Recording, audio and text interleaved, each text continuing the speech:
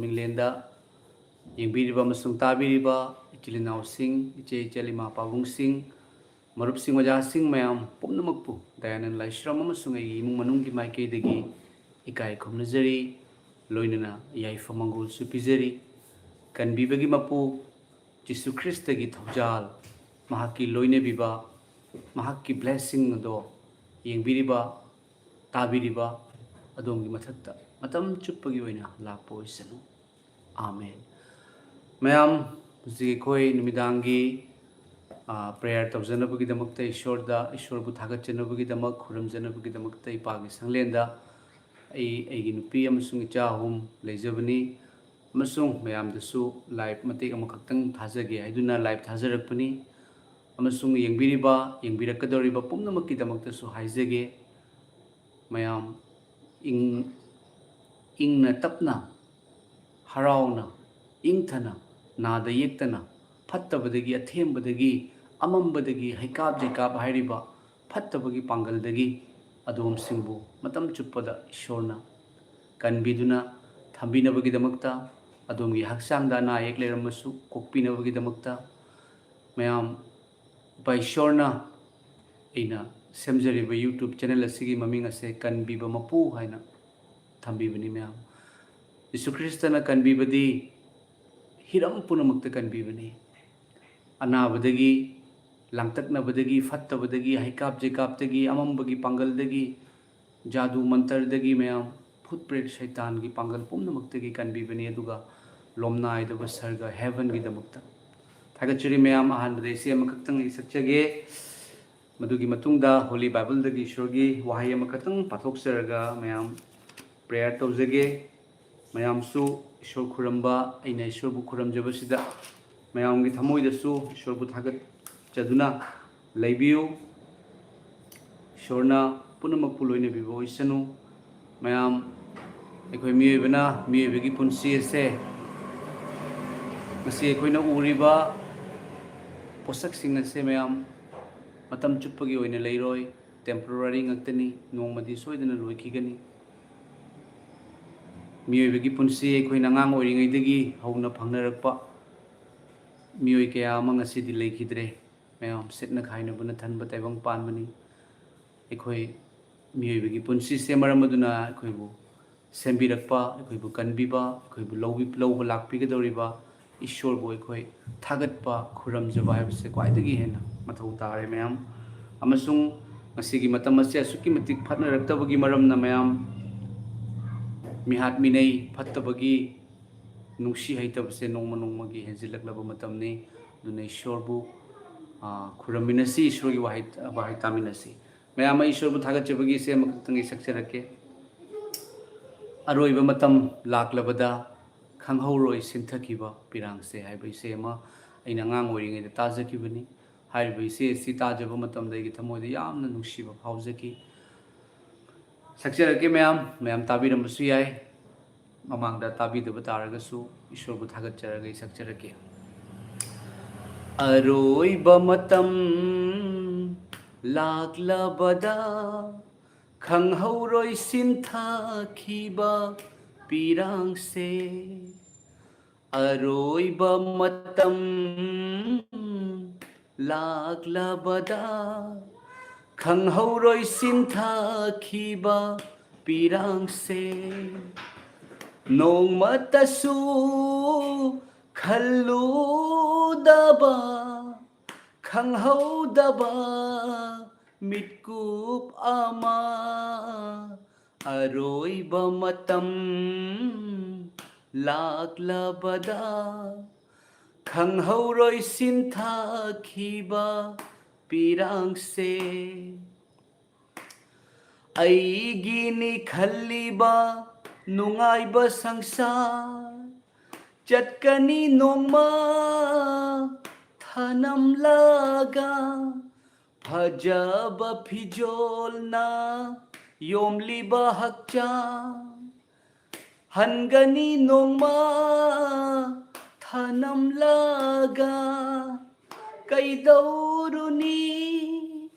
थवाई याउद्रगा कैदौरुनी thawai yaudраga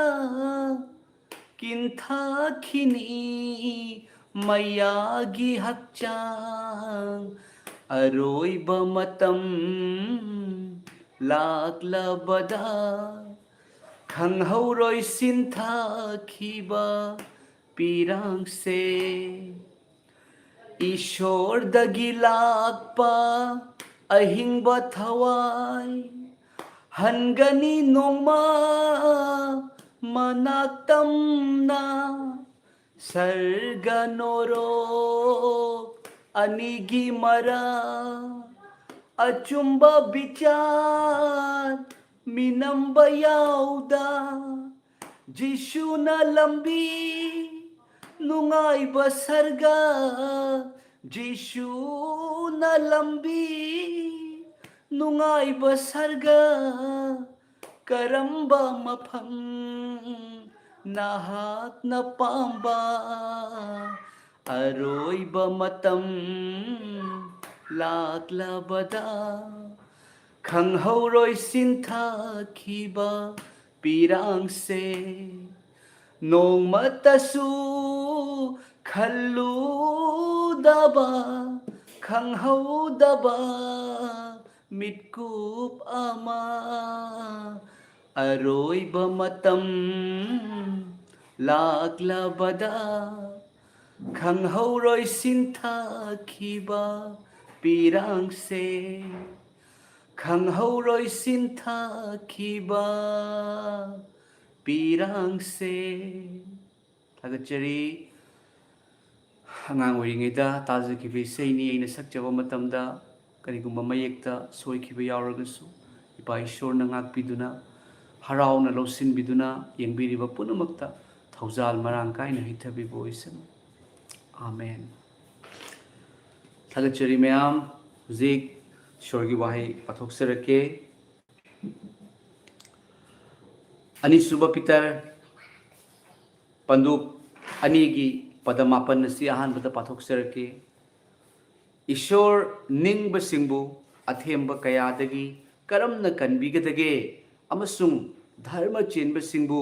चैराक धर्म चेंदब सिंबु चैराक पीनवा वायनबगी निमित फावबा करमन खाक्तुन थमगदगे हाइबा इबुंगो महाकन खंगे आमेन हाइरिबा Peter पंदुप अनीगी पद तरा पद मयाम पंदुबनी की पद कुंदगी हौरगा अमुक पाथोक्सरके कुनगनिथोय फावबदा मरमदी अखोयगी इबुंगो कनबिबा मपु जिसु ख्रिस्तबु खंबगी मपाना अखोयना ताइबंग पानगी अमोट थबक कयादगी नानथोक हौरगा मैखोय अमुक हन्ना फाजिनदुना खुदुम चलहल्लबदी मैखोयगी दमक अकोनबगी फिबम अदुना हानदगी हेन फत्ते मरमदी मैखोयना धर्म चेनबगी लंबी अदु खंगलगा मैखोयदा पीबा असेंब याथंग अदुदगी मैखोयना लैथोखिबा सरुकपुदी मदु मैखोयना खंगलमदबना मैखोयगी दमक हेन फरमगदबनी अचुंब पावरो अमना हाइबा अदु मैखोयदा थोकले हुईना मसागी अवोबदा अमुक हंजिल्ली अदुगा चामथोक पीरबा ओकपीना लेखोम लैनांगदा लैयोली पाथोक्सरबा ईश्वरगी वाहै असिना ताजक्रबा पुनमक्ते हेन हेन लोइनबिबो ओइसनु प्रभु जीसु ख्रिस्तबु खंबा हाइबसे मयाम लोमनाइदबा मफम अदो प्रभु जीसु ख्रिस्तबु खंबा प्रभु जीसु ख्रिस्तबु थाजबा हाइबसे लोमनाइदबा हेवन अदो अदोमगी ओइरबनी हाइदुना बाइबल न ताए मयाम फत्तबगी पांगल कयादगी ईश्वरना कनबिबनी मरमदुना जीसु ख्रिस्ता महाक्की मनाक्ता लेजबा असे ख्वाइदगी हेन मरु ओइरे अदुबु अखोइना ताई मियोय कया कयाना जीसु ख्रिस्ता थादोए हाइबा कया मताई हाइरिबदुगी मतांगदनी फोंदोकपिरिबसी ईश्वरना अखोइ पुनमक पुनुंगसी कनाबसु ईश्वरना इंथोकते अदुबु कनागुंबा मन जीसु ख्रिस्तबु इंथोकपा तारगदी महाक्की दमक अकोनबा अदुना अहानबदो अदुदगी हेन फत्ते मयाम अदुबु ईश्वरना पुनमक पुकनबिबा पामी कनागुंबसिंगना प्रभु जीसु ख्रिस्तगी लंबीदगी नाथैदुना फत्तबगी पांगल कयादगी लेरंबा तारगसु प्रभु जीसुना महाक्की लंबीदा पुबिरकपा ओइसनु थागतचरी मैम इसे अमखतंगा सक्चरगा प्रार्थना तौजरके पाप चिलबा अहाकनी इसे सक्चगे मैम इसे नोमा ꯑꯩꯒꯤ ꯃꯪꯗ ꯅꯣꯡꯉꯥꯜꯂꯝꯗꯥꯏꯗ ꯃꯪꯕ ꯃꯪꯅꯤ ꯃꯪꯗ ꯑꯩꯈꯣꯏꯒꯤ ꯑꯩꯅ ꯌꯦꯡꯈꯠꯈꯤꯕ ꯃꯇꯝꯗ ꯑꯇꯤꯌꯥꯁꯤꯗ ꯑꯇꯤꯌꯥꯗ ꯑꯩꯈꯣꯏꯒꯤ ꯁꯔꯒꯗꯨꯠ ꯃꯌꯥꯝ ꯑꯃ ꯃꯁꯥ ꯈꯞꯄꯒ ꯄꯥꯏꯗꯨꯅ ꯂꯩꯔꯝꯃꯤ पाइब नते मैखोइसे मफम अमद लेंदना लई स्वर्गदूत मयाम अमनी अमसुंग मैखोइना अइना यंखटखिबा अइगी कोक मथक्सिदा मैखोइ मसासे खप्पगा लेरमी मतमदुदा अइगा लोइनना अइगी मरुप अमसु लई हाइना तौई मंगदुदा अमसुंग अइना सक्चखिबा इसैनी पाप चेलबा अइहाकनी हाइना सक्चबा पाप की मिनाय ओइदुना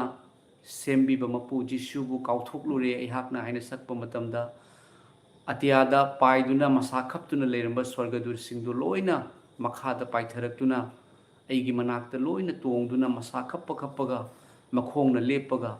ईश्वरगी इसेयदु ताखिबा अदुगुंबा इसेयदु सक्पा हेक लोइबदा अमुक पाइखटलगा लेबा मयाम सुमाइना अइगी मंगदा मंखी इसे अनि सक्किबनी सक्पा खुदिंगी मखादा पाइथरखी मयाम अखोइ यीशु ख्रिस्तबु थागतचबा मतमदा सुख्रिस्तबु थागतचबगी इसे यामना मरुनी मयाम सक्पियु मसिना ताकपसे अरोइबा मतम नक्सिलकले स्वर्गदूत सिंगना यीशु ख्रिस्तना स्वर्गदूत सिंगा लोइनना मईगी थांग पाइदुना यावदगी हामें खाइदोकनबा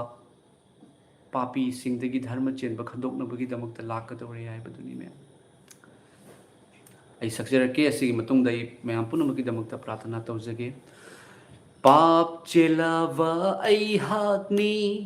पाप की मीनाय ओइदुना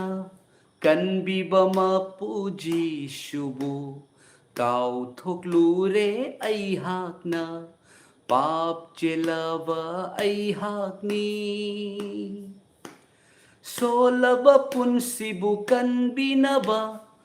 शांतिगी लंबी ताकपीनबा सोलबा पुनसिबु कनबीनबा शांतिगी लंबी ताकपीनबा पाप की पोटलुम पुदुना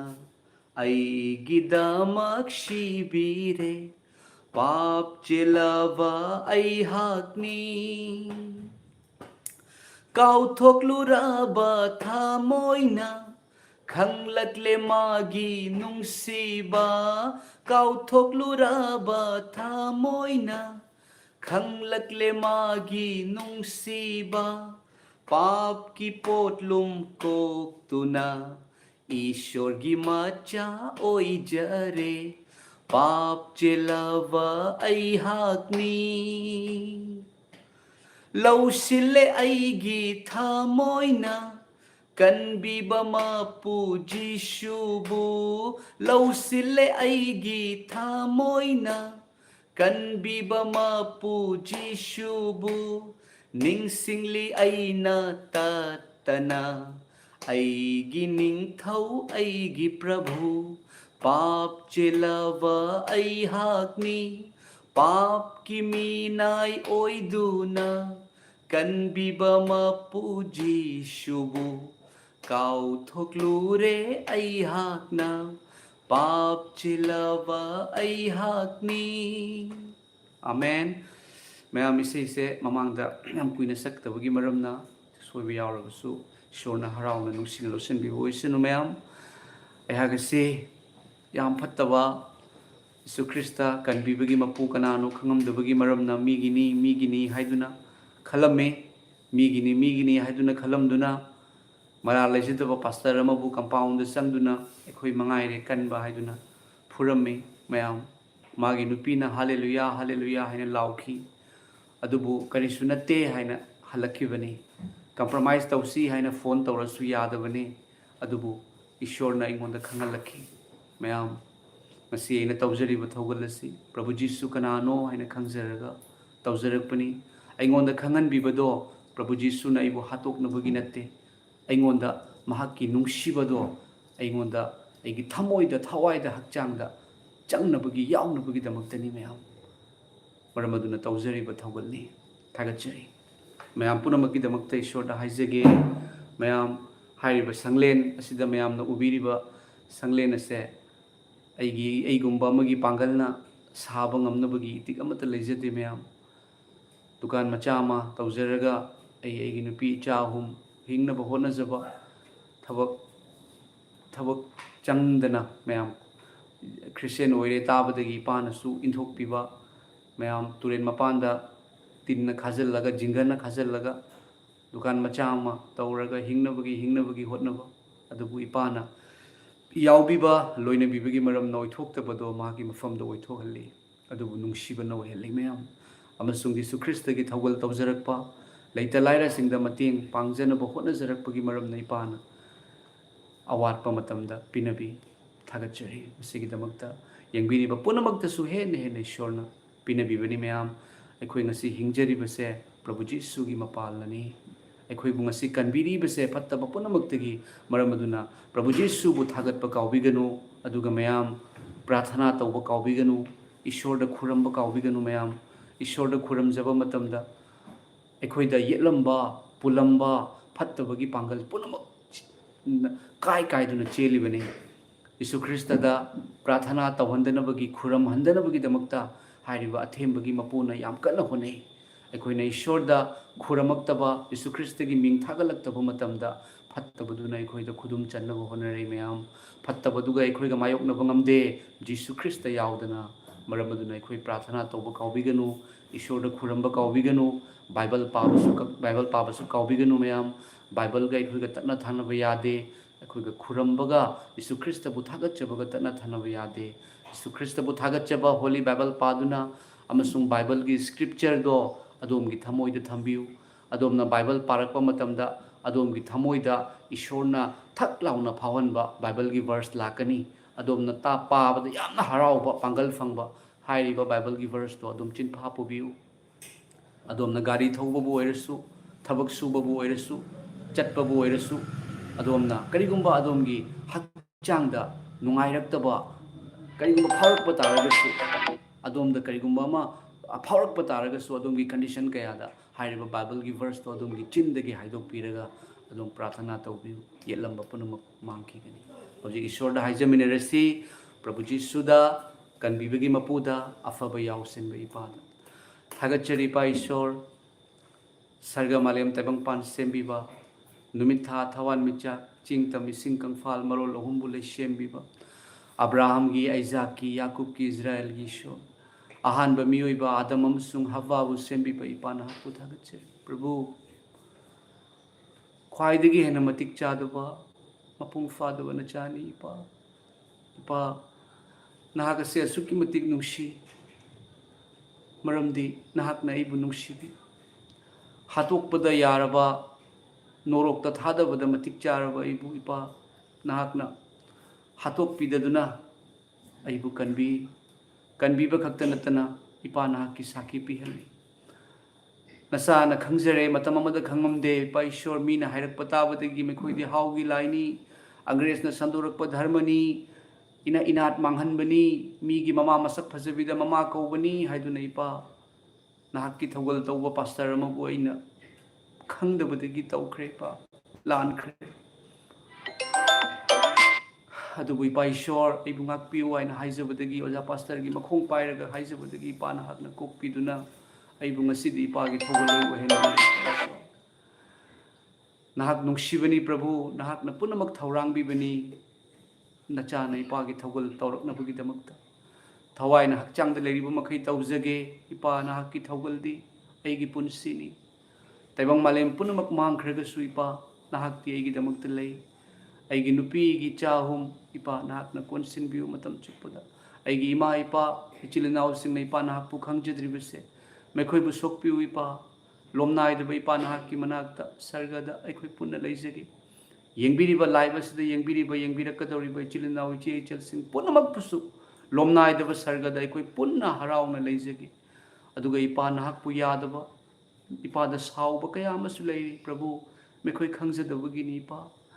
मैखोइना नचाना खंगमबा सुमाइना खंगमगदी इपा मैखोइ थारो मारो ओंदुने कपकदबनी थागतचगदबनी अदुबु इपा नाहकना मैखोइबुसु कनबिबा पामी मरमदुना तैबंग पानबगी अरोइबा अदु लाकंदबनी हाइना बाइबलना हाइ प्रभु मसिगी लाइबसी येंबिरकदौरिबा सिंगी मनुंगदा अनाबा एकपा कया अमा लेरमगनी प्रभु कैंसर नारे हाइदुना हाइबिरई अइगी नुपी last stage ni haiduna haibirei ipa anaba leire prayer to biu na sa di zero ni ipa adubu ipa nahak na hai dharma chen besingi hai jebada pangal kalli ishor na tabi papi eibu ipa jishu gi I na chamthok pi bagi maram na dharma chen ba ohen bire mase ai khoi na fabadagi natte ai na fabadagi natte ishor gi pangal ni na chana haijeri laiba sibu yengbiri ba yengbirak kadur besingi anaba ek paleram bataraga di he ipa लानमी तेंगोल की इपा ईश्वर यहोवा इपा नचानुपा प्रभु जीसु की Ming हाइजरी मेखोगी अनाबदो हौचिकमक इपा हौचिकमक ना की थवाय सिंबगी पांगल ना अनाबदो मरु फंग लौथोकपिउ अनाबदो लौथोग इपा ईश्वर मेखोगी हक्चांग दे इंगथब पिबिउ इपा नाहक न ngami hai bai khangi mi numit mari ni shirba mi hingalan bangamba प्रभु जीसु ni masamak ekhoi bu nungsibagi damakta siduna hingat ki bai ipa जीसु ni ipa na ki nungsibadagi kana na su khaido kan bangamoi nok nok na sige ipa nahakpu khaido kan ba honarak pataragadi nok nok na sige adubu nahaki wahai na hai madudi ipa nahaki aning ba yaudana kanasu makhada tahaloi haiduna hairi prabhu ipa nahak thajabadi ashiba leite prabhu nahak nane khoi iramda manipur yam nungsi ipa mi singna di haibi prabhu maitai na Christian oire maitai nungside ina nungside maitai mok nungsiba leite maramdi khoi maitai oina ipa na atna sembirakpani maitai gi ina mo nungsiba leite prabhu aduga maitai khakta sunati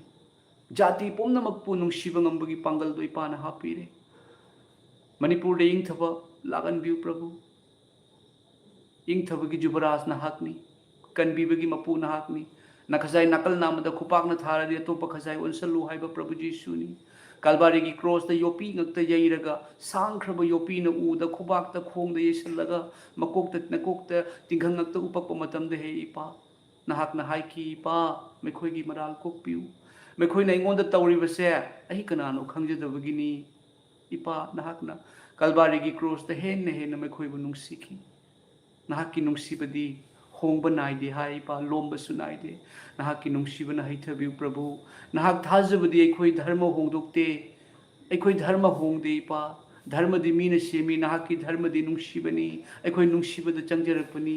nahak thajabadi ekhoi maitai gi nat hongde ipa maitai gi nat asuki matik nungsi प्रभु जीसु नहाक न एखोइबु एखोइने नहाक लौसनलु हाइबसे नहाक पु लौसन जब मतम the Meitei Singh the अवाब पीदे प्रभु मैतै गी लारिक मै थादोकते इपा नहाक न अदुबु नुंसी हाइबिबनी नुंसी अइने नखोइबु नुंसी अइबु थाजौ लोमनाय दब सरद हिंगनी हाइबनी प्रभु नहाक नुंसीबुना सोपिउ इंगना चिकना लेबु लमदम मोहेनबिउ अदुगा इपा Manipur खक्त नतना नचाना लेजरिबा Assam India ताइबंग माले मसीदा इपा नहाक पु कौजबा नहाक की ननाक लाचब सिंबु इपाना कनबिउ इपाना दि पुनमक पुनुंसी अदुबु अइगी खुंजल ताव हाइरिबा अइगी नाकता लाउ हाइरिबा थिजौ हंजौ कनानो कनबिबगी मपु हाइना हंजरकपदो इपागी वाहि ताजबदो मेखोइबु हेन इपाना नुंसी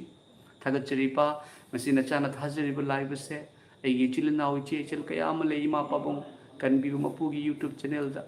पा मेखोइगी दमकता नसा अखोइगी दमकता सु मेखोइगी दमकता सु इन थाजबनी मसीगी लाइव असि येंबिरिबा पुनमक खुद हांगन बिगन ओइपा लाइव असि येंबिरिबा सिंगी मनुंगदा अइदी जिसु यादे